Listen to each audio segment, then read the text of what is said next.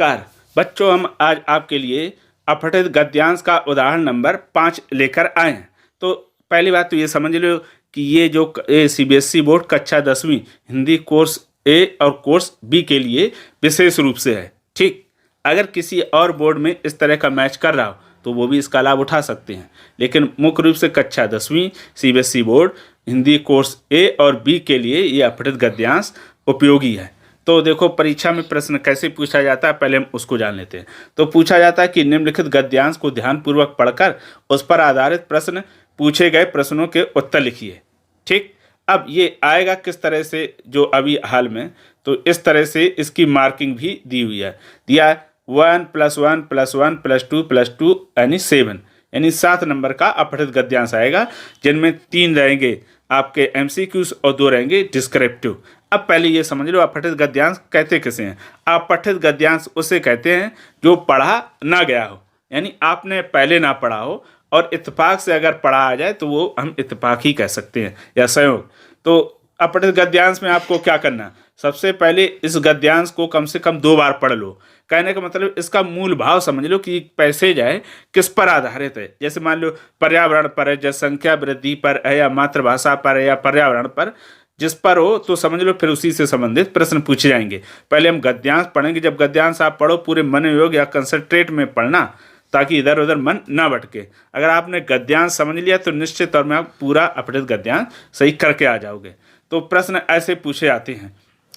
लिखा है कि संबंधों के मामले में सलाह देने वाले पेशेवरों का भी यह मानना रहा है कि कुछ रिश्ते ऐसे होते हैं जिनको आप जरा से रखें और समुचित मान सम्मान दे तो हमारी खुशी का कारण बन सकते हैं।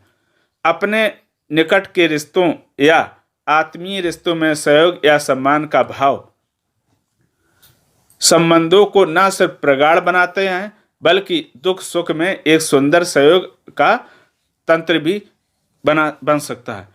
इनका साथ मन को आंतरिक संतोष और शांति भी देते हैं। इसलिए समय समय पर किसी त्यौहार के बहाने या जन्मदिन के समारोह के बहाने इनसे मेलजोल बनाए रखना चाहिए और आने वाले रिश्तेदारों को समुचित सम्मान देना चाहिए। जीवन की विभिन्न परिस्थितियों में परिवार रिश्तेदार ही तो हमारी सबसे बड़ी ताकत होते हैं, जो परेशानियों में हमारी हिम्मत बढ़ाते हैं, मुसीबतों में हमारा समर्थन करते हैं और खुशियों को 100 गुना बढ़ा देते हैं।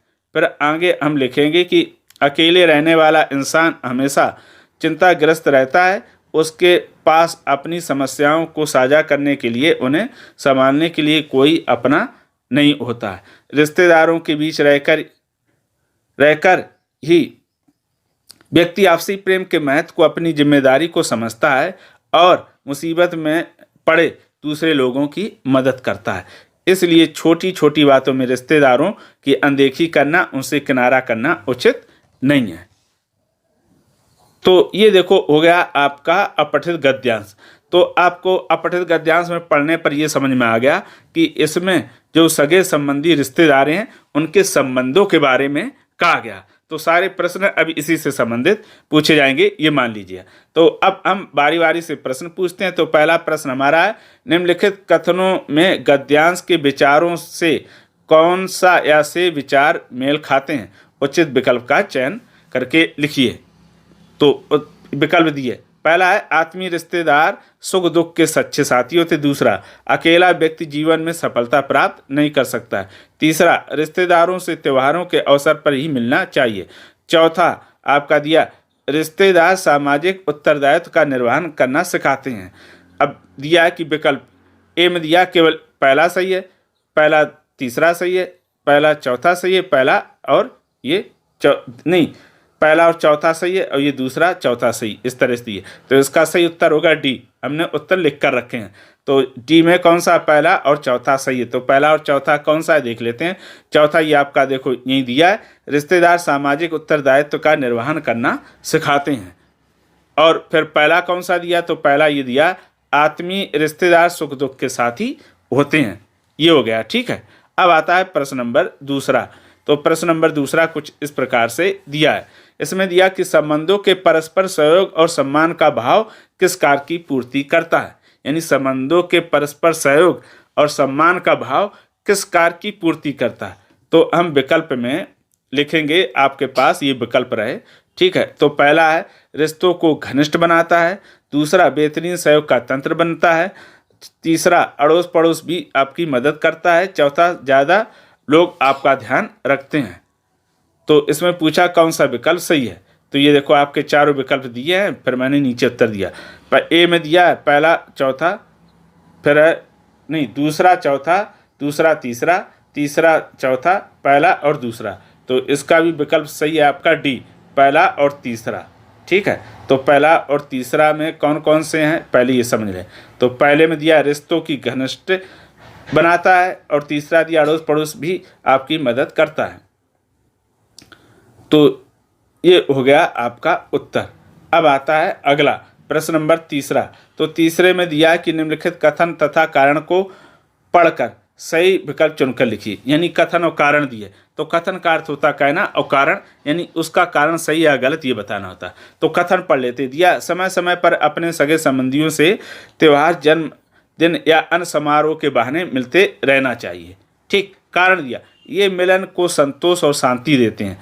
तो इन्होंने कहा, अब विकल्प दिए, तो विकल्प में कहा है पहला इन्होंने कहा ए कथन गलत है लेकिन कारण सही है, बी कथन और कारण दोनों गलत है, सी कथन और कारण दोनों सही है तथा कारण कथन की सही व्याख्या करता है, और डी है आपका कथन सही है लेकिन कारण उनकी गलत व्याख्या करता है। तो सही इसका उत्तर क्या होगा, आपको समझ में आ गया। कथन ए, उत्तर नंबर सी, कथन और कारण दोनों ही सही है तथा कारण कथन की सही व्याख्या करता है, ठीक। तो ये देखो दिया है, क्या दिया था, समय समय पर अपने सगे संबंधियों से त्योहार, जन्मदिन या अन्य समारोह के बहाने मिलते रहना चाहिए। दिया ये मिलन को संतोष और शांति देते हैं। ये व्याख्या कैसी है, सही है। चलो अब आते हैं अगला प्रश्न नंबर 4। तो शुरू के 3 थे वो एमसीक्यूज थे, अब लास्ट के जो 2 होंगे वो कैसे होंगे, आपके डिस्क्रिप्टिव। तो दिया है कि जीवन की विभिन्न परिस्थितियों में संबंधी हमारी सबसे बड़ी ताकत क्यों है। तो इसका उत्तर लिखेंगे इस तरह से। तो उत्तर में लिखा है कि जीवन की विभिन्न परिस्थितियों में परिवार, रिश्तेदार ही तो हमारी सबसे बड़ी ताकत होते हैं, जो कठिन समय में हमारी हिम्मत बढ़ाते हैं, मुसीबतों में हमारे साथ खड़े होते हैं और खुशियों को 100 गुना बढ़ा देते हैं। अर्थात संबंधी सुख दुख में सच्चे हृदय से हमारा साथ देते हैं। ये हो गया। फिर अंतिम और 5वां 2 नंबर का प्रश्न बचा, बहुत छोटा है, दिया है खुशी कैसे पाई जा सकती। तो उत्तर हम लिखेंगे कि कुछ रिश्ते ऐसे होते हैं जिनको आप जरा से यत्न करते हैं, प्रयास से रखें और समुचित मान सम्मान दें तो हमारी खुशी का कारण बन सकते हैं। तो ये हो गया आपका अपठित गद्यांश। तो आपके सामने हम कुल 5 प्रश्न लेकर आए थे नए पैटर्न के आधार पर। मैंने इसके डिस्क्रिप्शन बॉक्स में और भी अपठित गद्यांश की लिंक दे रखी है, आप वहां जाइए, क्लिक करिए। अगर किसी प्रकार का कोई डाउट हो तो कमेंट करके हमें अवश्य बताइएगा। तो फिर आज की लिए इतना ही, अब हम फिर मिलेंगे किसी नए विषय के साथ, तब तक के लिए धन्यवाद।